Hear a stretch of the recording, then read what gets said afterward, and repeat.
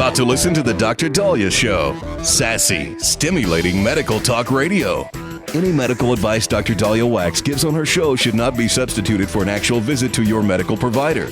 And now, here's Dr. Daliah. All right, we are back on the Dr. Daliah Show. 1-877-Doc-Dali, 1-877-DOC-DALI. So many of you see my spider pictures. I live in Southwest Nevada, Southern Nevada. So we got a lot of spiders. And when I go on my walks, there's a spider wall. It's called the Black Widow Spider Wall. And we know they're black widows because of that red spotting and coloring on their abdomen, that kind of hourglass-shaped belly. And, you don't necessarily want to ask the spider to flip around and go, could you go, to tickle its tummy. Usually a black widow, I've grown up around them, so I could identify them pretty easily. They got kind of a big tushy, ugly legs. Their webs are very irregular, not the beautiful webs you see in California or the woodsy areas, northeast part of the country or Midwest, where there's symmetrical and, geometric shaped webs. A black widow spider's web is just very chaotic, so it could grab prey and eat it. But sometimes it's upside down and I could see its tummy pretty well. And scientists and pet control experts are now urging people, especially in the southern states, to be vigilant because black widow spider season is here and it has a very powerful venom. I'm being told it is 15 times stronger than a rattlesnake bite. In fact, one of my professors in college said he had a buddy who was sitting on a bench and a black widow was crawling on the bench. So he takes his fist and he pounds it so the black widow can't bite him. And when he pounded it, the dead, squished spider squirted and it got into his eye, blinded him. I mean, this venom is pretty bad. It's called latrotoxin. And it could cause muscle spasm, pain, heart issues, abdominal cramps, could paralyze your diaphragm, cause you issues with breathing. And the reason why these spiders have it is when they have a bug that flies into their nest or their web or gets into their web, and black widows have like a little nesty area, they want to kill it right away. And so they have to paralyze it. That's why they have this venom to begin with. But if you have a pet, if you have a younger child, that amount could be enough to unfortunately really take them down. So entomologists are advising everybody to take precautions. A lot of our garages are homes for the black widow. These black widows, find a nice little nook and cranny, and sometimes they're just out in plain sight.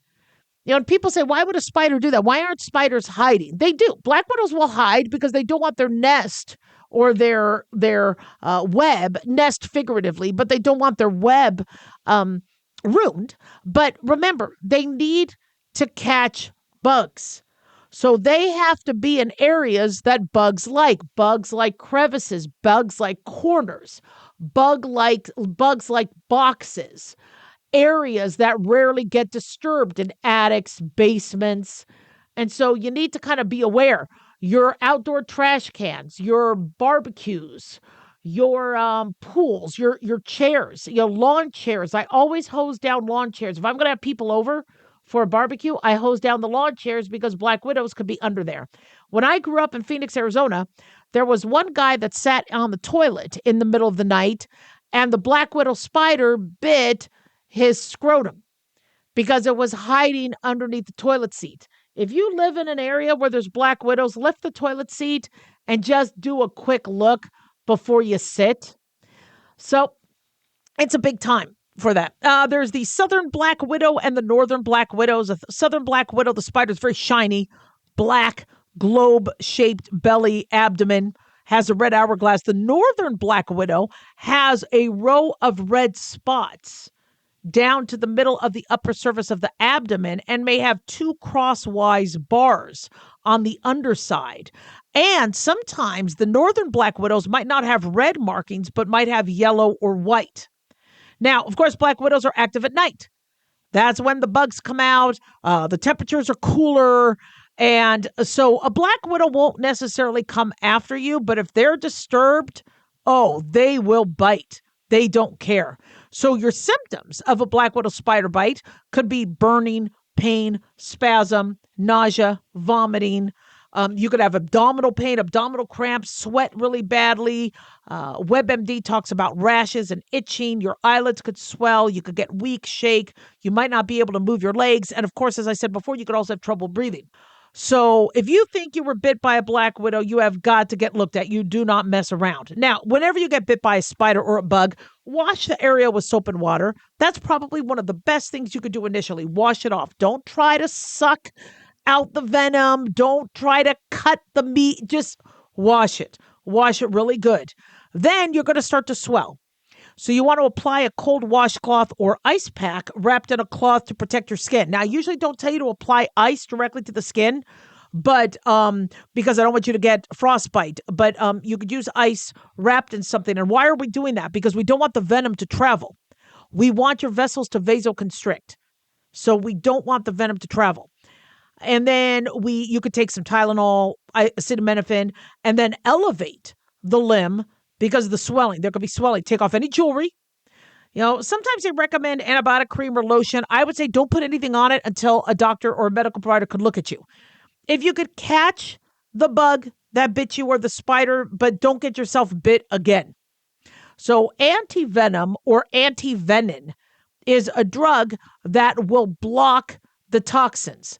It's fascinating how it was devised. I think it was a chemist back in Paris in 1890 who figured out how to come up with blocking snake venom using certain chemical substances. And so there's been, production of antivenom is a fascinating science. It's just we just don't have enough of it. And it's pretty expensive. Also, don't get bit by the spider. Don't get bit by the snake. But there is antivenom if we need to.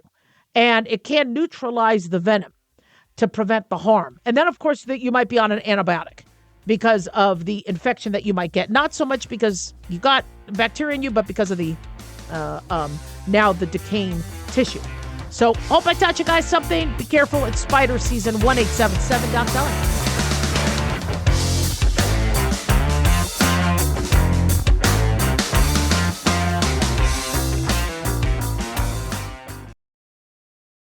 Let's see, if something costs less, but people are happier with it, that sounds like something to look into, and that's MediShare. Maybe you've heard switching to MediShare to pay for healthcare can save the typical family $500 a month, and that's huge, but it's also true that people are way more satisfied after making the switch, too. The customer satisfaction rate for MediShare is double that of the typical health insurance plan.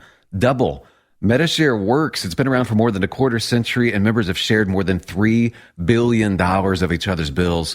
People love having telehealth and a huge nationwide PPO network. So, yeah, you can save a ton and like it better. Imagine being happy with how you're taking care of your health care.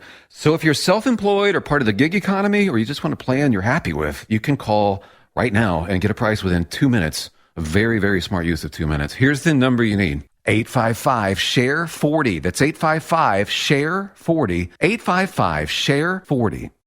Hey guys, it's Dr. Daliah. Fantasy football season is coming, but sadly, too many of you are taking the bench while the country takes part in one of the most exciting and lucrative industries out there. Don't know how to play? Well, huddle up and listen. Paul Kalikas and I have written a fantasy football pocket guide for beginners. This book walks you through the basics and shows you how simple and lucrative joining or creating a fantasy football team can be. Read our Fantasy Football Pocket Guide for Beginners found on Amazon or follow the links on X and Facebook. That's Fantasy Football Pocket Guides for Beginners. Don't be left out. In a study, it was found that 33% of 44 herbal supplements had no trace of the advertised herb. Don't let that happen to you. Hi, this is Dr. Mitch. If you want to ensure quality, please go to TotalWellness.com. Supplements made for physicians only now available to you too. TotalWellness.com, helping you to look good, feel good, and enjoy total wellness.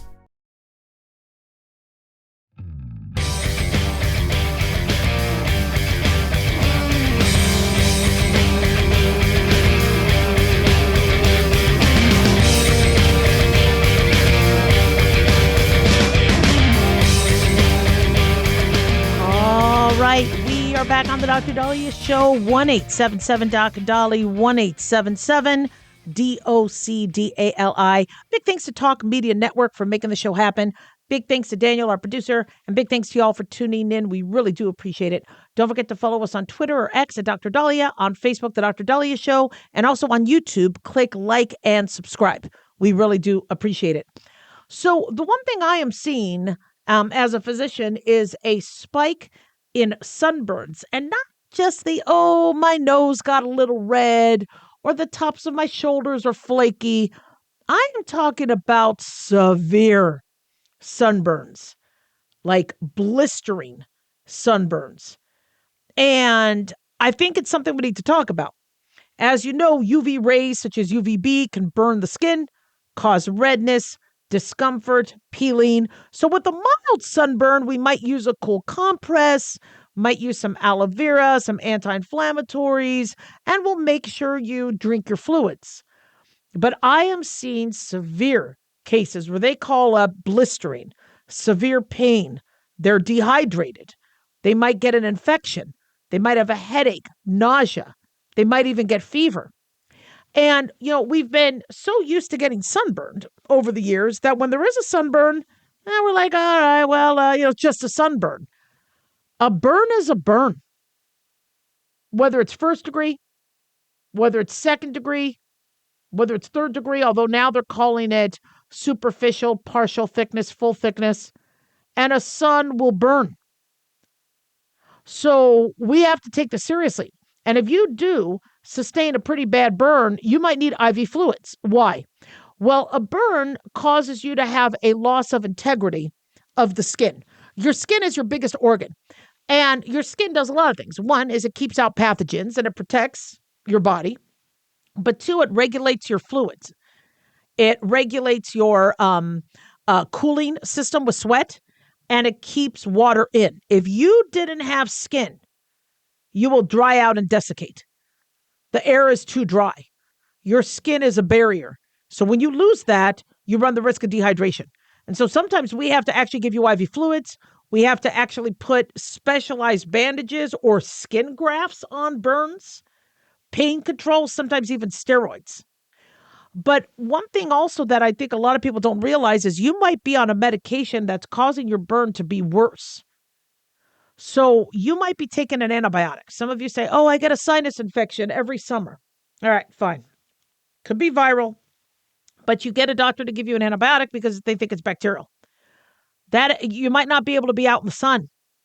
Certain antibiotics will have sun sensitivity reactions. If you're on an antifungal for toenail fungus or jock itch, that could cause you to be more sensitive to the sun. If you're on an antihistamine, I have bad allergies usually till June. So if I'm taking a Claritin or a Zyrtec, you need to avoid the sun. If you take statins to lower your cholesterol, that could affect how you react to the sun. Many of you take diuretics or water pills, you call them, because you have swelling or to manage your blood pressure. Those could cause sun sensitivity reactions. Nobody talks about this, but birth control. Your birth control could cause you to burn more or become sensitive to the sun. Anti-inflammatories like ibuprofen. A lot of you are like, you know what? The kids want to play a game of ball. I'll go out there, but I better take some Motrin for my knees or for my back so I can make it through the day. You better be careful and not be in the sun. If you're on a diabetic medication like a sulfonylurea, like glipizide or glucotrol, glyburide, you need to avoid the sun. If you're on retinoids for your skin, again, you got to be careful. So to prevent sunburn, we recommend loose clothing, hats, sunglasses, sunscreen.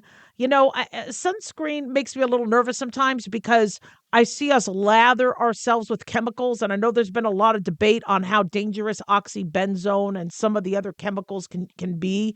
Listen, if it's once in a while, I'm okay with it. I would rather you use less chemicals than be burned. I mean, I'd rather you use clothing. If you could wear those light water shirts and light clothing, I think those would be probably ideal. And then you put the sunscreen on the parts that you can't have clothes on.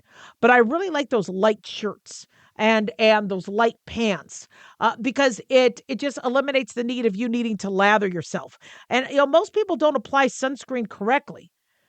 People lather it up, and the parts of their body they could reach get it, and then the parts of their body that they can't reach, they don't. Many people avoid the face and eyes, but the skin around the eyes are vulnerable to sun damage, but you don't want to get it into your eyes. So, really quickly here, how do sunscreens work? So you have sunscreens and sunblocks. Sunscreens are chemicals that will either disperse or absorb UV rays. The inorganic compounds in sunscreen, like titanium dioxide or zinc oxide, will scatter and disperse the UV rays. Organic compounds like PABA and oxybenzone absorb them. So I like the block better than the screen because the block doesn't let them come in. So I'm more of a fan of the titanium dioxide, zinc oxide, but that's just me. Now, why? What's the difference between UVA and UVB radiation? Well, UVA penetrate deeply the epidermis and dermis. They could cause premature aging, wrinkles, skin cancer. So I think of UVA goes all the way. UVB burns. So UVB, they're shorter. They affect the epidermis, and they're responsible for more of the sunburns as well as cancer. So A, ages or goes all the way, B, burns. And so when you pick a sunscreen, there's SPF factor. People are like, what the hell does that mean? Well, sun protection factor is SPF. And the higher the SPF, the less or fewer sun photons enter the skin and cause damage. And SPF really looks at the UVB aspect. And what we do is we multiply the SPF factor by how long it takes one's skin to burn by the SPF number to determine the protection factor. So I know that sounds confusing, but let's say, all right, you buy an SPF of 30. What does that mean? Well, if it takes 10 minutes for your skin to burn naked with no sunscreen, and you add an SPF of 30, in theory, you multiply 10 by 30, you get 300. So you would not burn until 300 minutes have lapsed. Now, we know this isn't always the case. So if you, let's say, get a 15 SPF and it takes you 10 minutes to burn without it, then that means you would have 150 minutes of protection. Now, keep in mind, we will sweat. It might not be properly applied, and it could wash off in the water. So how good are these SPFs? Are you really doubling your protection? Not really. Well, an SPF of 15 technically blocks 93% of UVB rays. But if you double the SPF 30, it'll block 97% of UVB rays. If you take an SPF of 50, it blocks 98%. So yes, an SPF of 50 is more effective than 30 or 15, but you're not doubling or tripling. It's not linear. So UVB rays will be hopefully deflected or absorbed, but sometimes you need a broad spectrum sunscreen that can help protect against both UVA and UVB. You got to apply it evenly. Lotion needs to be applied, 2 milligrams per centimeter of skin, or 1 teaspoon per body part. 1 teaspoon for the chest, although some of us with bigger chests might need a little bigger. Neck gets 1 teaspoon, front and back, face, leg, arm. See, here's my thing. A leg is a lot longer than a face. So I would do upper leg 1 teaspoon, lower leg 1 teaspoon, that kind of thing. If you feel like you're missing part of your body, apply more. Do it 15 minutes before you leave. Don't do it right there at the beach. I'd rather you put it on if you didn't, but it's got to get in and absorb. And then you got to reapply it every 2 hours. But expired sunscreen does not work that well. A lot of us have expired sunscreen. Why? Because we bought it on sale. So we bought expired sunscreen on sale, and then now we have 2 or 3 bottles from 2019. Well, studies have found that they don't work well. They lose their effectiveness, especially if stored in heat or improperly. So you need to, make sure you get it up to date. So I hope I taught you guys something on SPF, sunscreen, sun safety. Check your medications. Talk to your medical provider about some of the medications you're on and if it's putting you at risk for severe sunburn or sun sensitivity reactions. 1-877-DOC-DALI, 1-877-DOC-DALI. Don't go away. We'll be right back.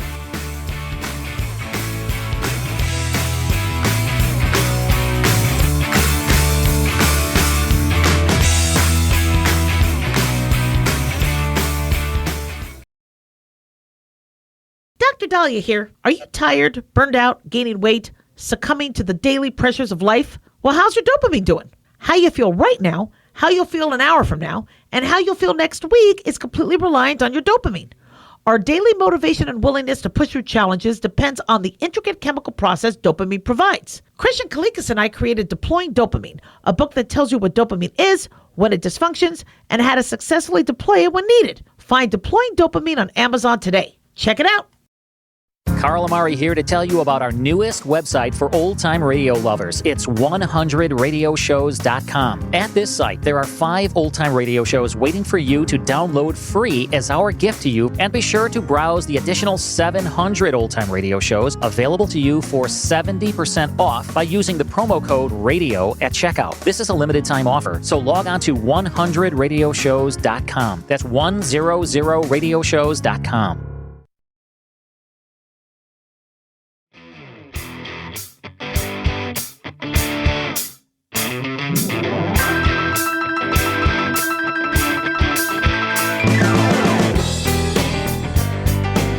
Back on the Dr. Daliah Show. Thank you all for tuning in. 1-877-DOC-DALI, 1-877-DOC-DALI. So this article caught my eye. It says 12 things you should never say to your husband if you want to stay married. Now, this is being written by MSN. Actually, MSN reports it and RB Italia blog. And it's a very interesting piece because you would think this would be common knowledge. You shouldn't be saying things like this. But maybe it is time to do a marriage checkup. I think we do say things to each other that we shouldn't. And we could be putting ourselves at risk of not staying married for long unless the reason why you're saying these things is the marriage is over. So let's just listen to some of these things here and then talk about it. So one example is you do not tell your husband that they don't make enough money. Don't tell your wife that either, or your partner. But when you say you don't make enough money, just that term alone, means, okay, one, that means it's all on them. Or 2, it means you've already put it out there that they're failing. Now, if there is a money issue, I would say, all right, we got to look at our finances. Money coming in is not equally money coming out. Let's sit down. Take a look, let's budget, and see what we need to do and how I can help. That's a much better way of saying you don't make enough money. Hey, you're just like your father. Okay, I think we all know that. Telling your spouse they're just like their mother and father is ridiculous. I have never said that to Corey. Has Corey said you're like your mother when he wants to really get my goat? Yes. Yeah. You're acting like your mother. Okay, because he knows that'll make me mad. He knows I never want to ever be accused of acting like my mother. And to be honest, I'm not. I'm like, why? Why am I acting like my mother? Because you're doing X, Y, and Z, and I'm calling you out on it. Really? Okay, well then my mom's smart. that would be my answer. But when you do that, it's just hurtful, and it also insults your in-laws. Not that they're in the room, but when you tell a spouse they're acting like their parent, then that's implying you also don't like their parent. Now that brings up a little bit more hostility. Okay? What else is a no-no? You're acting like a child. All right, that just doesn't help.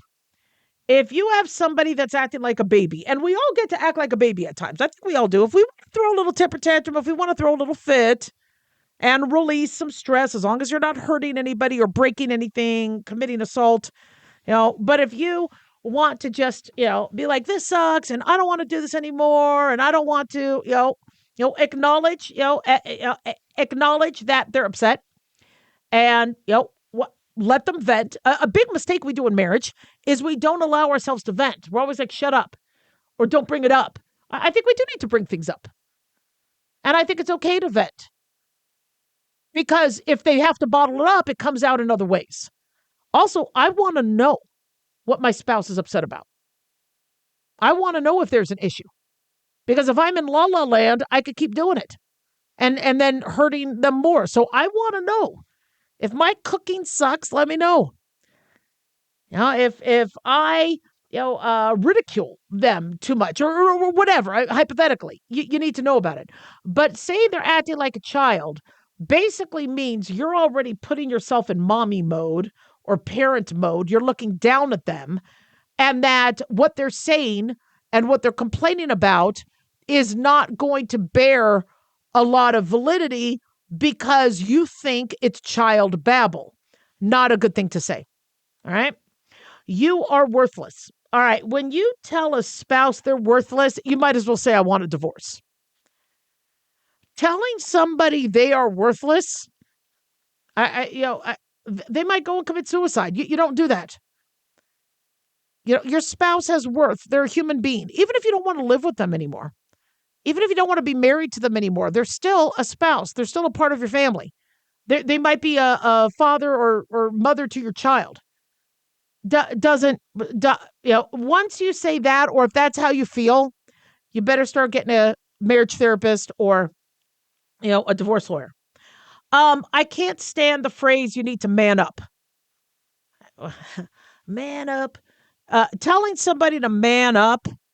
If I told my husband that, he'd say, you man up.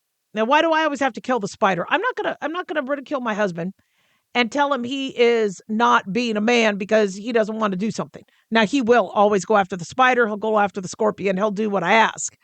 But, when it's, well, you need to talk to your boss. I don't want to talk to my boss. Well, you need to man up. That does nothing.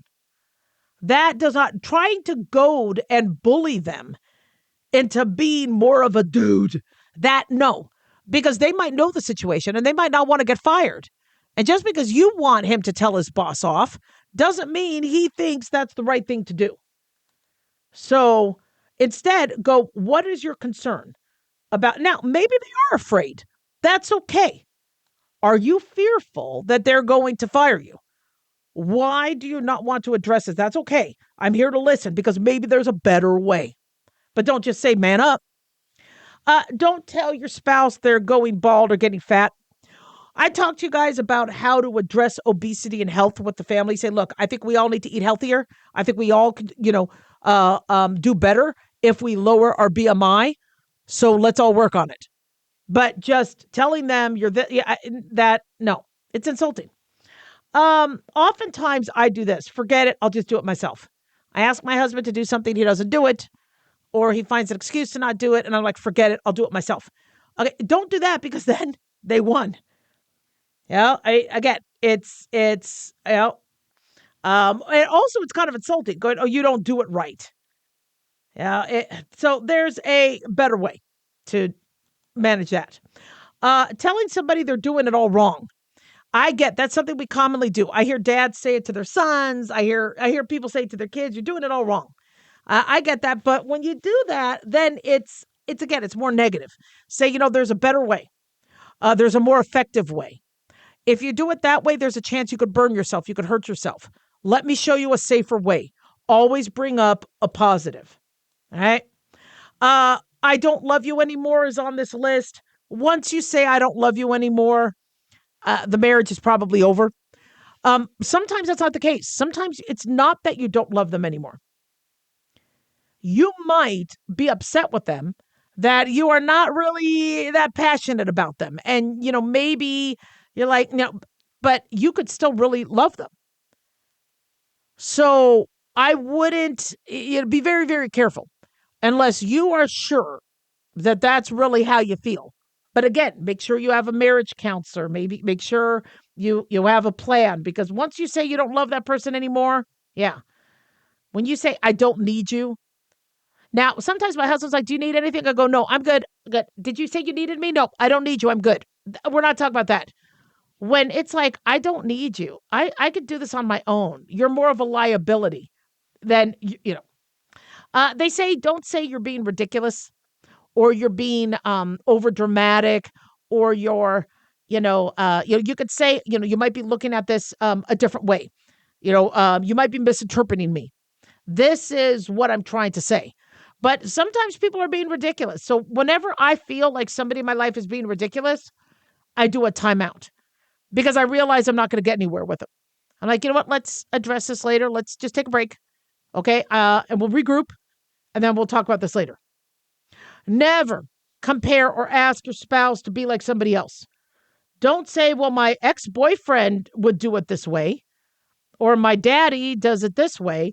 Don't do that because you're already then saying you've blocked them out. You're comparing them. Somebody who's married to you wants to know that they are, the light of your life. And when you compare them to others and make them feel like, no, they're not. So it's an interesting list. And I think there are better ways to address, how to, but a lot of times we do it wrong. And if you do it wrong, if you do say something like that was inappropriate, say, I'm sorry, I didn't mean it. I was having a bad day. I do love you. I do need you. And, eat some crow. 1-877-Daliah. Don't go away.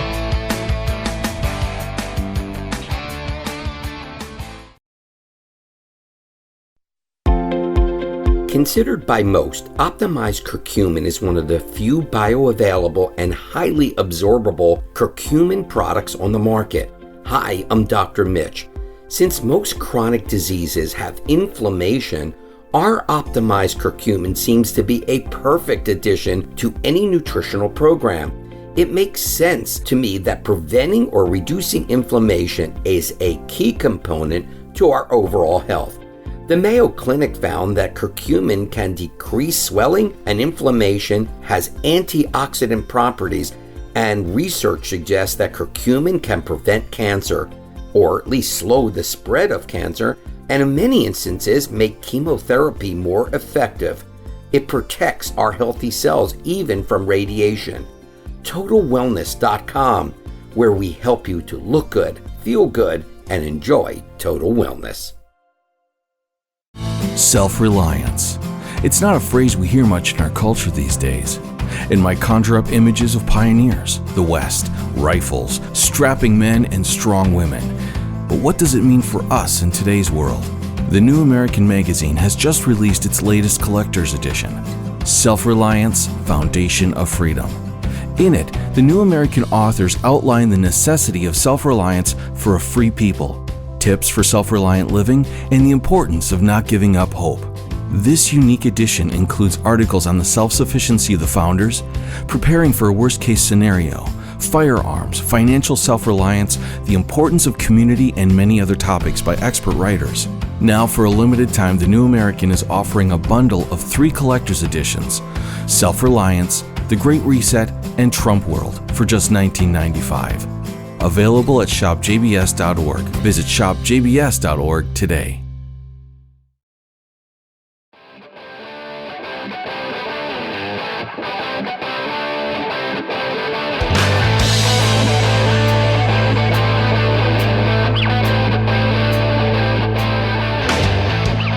All right, we are back on the Dr. Daliah Show. Thank you all for tuning in.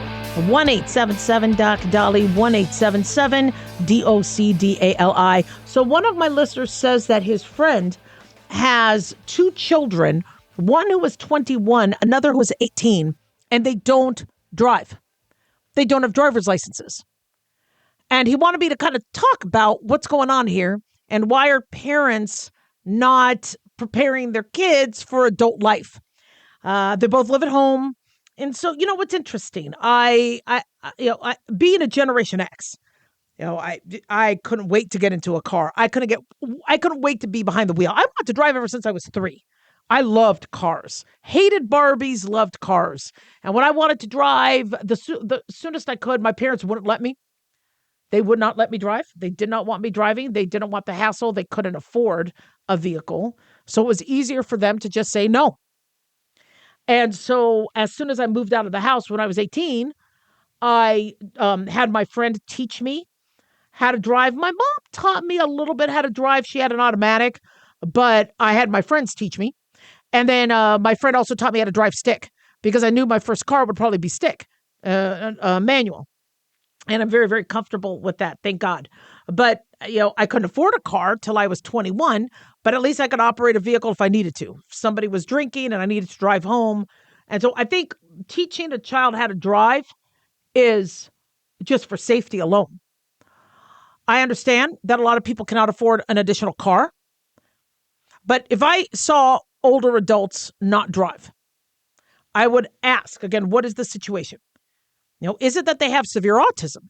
So they, don't feel like they could pass the test, or they have social anxiety, or they, but if it's somebody that doesn't have a medical or mental health issue or a disability, and they're like, no, I just don't want to drive, then we do need to have an honest conversation about being able to operate vehicles, safety. Maybe there's a fear that we need to overcome. Maybe they were in a car accident when they were younger. So there's some post-traumatic stress disorder. Well, and so there's ways where you can ease into driving, where some of these cars and these driving schools, the teacher has the controls on their side. Like when I learned how to fly, when I was taking flying lessons, the pilot was also in control. So I couldn't mess it up, So that's always an option too. But what about the parents that are like, look, I'll just take you, or you could Uber? I mean, are there parents out there that want their kids still dependent on them? Are they afraid that when the kids leave, they're alone? Do they want the kids to take care of them later? What's going on here? And we cannot be, quote unquote, raising failed adults. It's interesting. There's an article here from the Boomer Insight saying 18 ways parents are raising failed adults. And some of the things they list are interesting. One is you do everything for them. You cook for them, you clean for them, you do their laundry, you pay for them. These kids have to learn how to do things themselves. If they want money for the tailgate or to go out Friday night, then you need to work. You need to work fast food, or you need to sell lemonade or mow people's lawns. You got to work for it. And I think parents need to do that. I understand it's a scary world. I understand people take advantage. There's abductions, things like that. But, they could still do things for themselves. Overprotecting kids, I see that a lot. I don't want my kid to ride a bike because they're going to fall and hurt themselves. I don't want my kid to drive because they could get into a car accident. But sometimes it's more dangerous if they don't learn how to do that. So those are some things you got to work through as a parent. Not setting boundaries. Many of us Gen X's and baby boomers were disciplined with belts, with hitting, such that our millennials and our Gen Zs were like, we're not, it's whatever. We're not going to be over disciplinary. We're not going to, and we've almost let it go the other way, where these kids do whatever they want. I think boundaries are important because when they work for a boss, there's going to be a boundary. You need to show up to work on time. You need to come to work when they tell you. You need to finish a project. So you're not helping them get ready for the outside world if you're not giving them deadlines and boundaries. You can't be spoiling your kids. If they really want an iPhone, then they have to work for it. They have to do chores. They have to deserve it. They have to earn it. Just because they're bored on a Saturday in the summer doesn't mean you go to Target and buy them a toy. Okay, give them something to do. Now, a lot of times we, as older parents or as parents, we avoid difficult conversations. I never avoid a difficult conversation. I talk to my kids about sex. I talk to my kids about drinking. I talk to my kids about girls. I talk to my kids about everything. Even if they didn't ask for it. I needed them to know.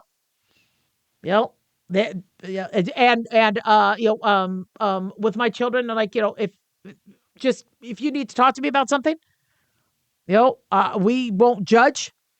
You just talk to us, if you're straight, gay, LGBTQ, AI+, if you want to change your religion, if you're using drugs, you talk to us. We're going to ask you, and we're going to be straight with you. We want you straight with us. And so, don't avoid difficult conversations just because the child doesn't want to talk about it. Say, look, we're going to be talking about it, so we can either do it now or later. You do need to encourage effort. The big problem we do is we give medals for 10th place. All right. And we're doing that because we think we're encouraging effort. No, you give a medal and an award if they win, if they deserve it. But you encourage effort by saying that was good. Do you notice your speed improved? Do you know, if I lost a race, but somebody told me that my running speed improved, that's a huge win because I don't care about the race. I care about the marathon. I care about knowing that my speed is getting better. So understand, also, let's say you have a child that's not as athletically inclined as somebody else, but they have other sort of gifts, artistically, academically. Encourage that. We seem like we're so worried about encouraging. We could do that. Don't micromanage. Give the child a task. Let that child figure out the best way to do it that's safe. If they're going to be unsafe about it, like, oh, well, I could clean up all the papers in my room by lighting them on fire, then no. But just because you have a way of doing things, you could say, look, I could show you an easy way to do it, or, you could come up with your own way. But, all I care about is it getting done and done right. We diminish each other's feelings a lot. And I remember when I was sad about something, my parents were like, quit being a baby. You're being a crybaby. No, it's okay to be sad. It's okay to be honest about that. Why are you sad? Why does this make you sad? All right. Maybe we could, are you sad because, you feel inadequate? Or is it because you really want to go to this college and now that you failed this test, you feel like you won't be able to go to that college? Let's break it down. So, we don't have to hide the fact. I think it's smart to talk about it. If somebody's overly sad and chronically sad, then we want to get them some help. Now, a big problem we do as parents is we set bad examples for our kids. Our kids see parents not going to work, complaining about going to work, wanting to do remote and, watch Netflix. Well, our kids see that. They're like, well, I don't want to go to school. I don't want to go to work either. So my kids saw that I worked hard, that I went to work. I worked throughout medical school. I worked throughout college. I hold multiple part-time jobs. My kids see I work, and you know what? They want to work. They have a good work ethic. So that's always important. You got to encourage responsibility. A lot of adults are like, I'll take this. I'm in charge. Let that child be in charge. Let that child have a role. And, we talk a lot about adult kids living at home. If they're productive, if they're contributing, I don't mind. If they're saving money. But if they're not working and they're living like a 14-year-old and they're 24, that's a problem. 1-877-DOC-DALI, 1-877-DOC-DALI.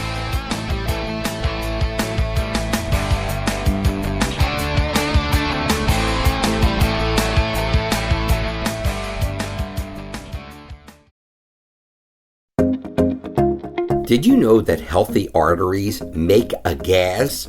Yes, actually 3 known gases.